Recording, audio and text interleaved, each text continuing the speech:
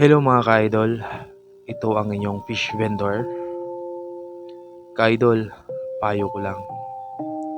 Huwag mong ugaliin na palaging umasa sa iyong mga magulang. Dapat matuto kang tumayo sa mga sarili mong mga paa. Dahil hindi lahat ng oras o araw nandyan sila para damayan ka.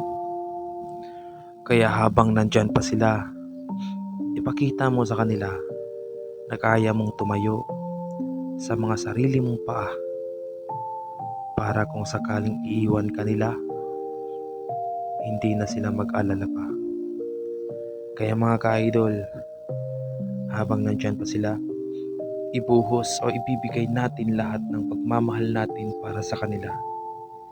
Dahil ang buhay natin ay nag-iisa at hindi na mauulit pa.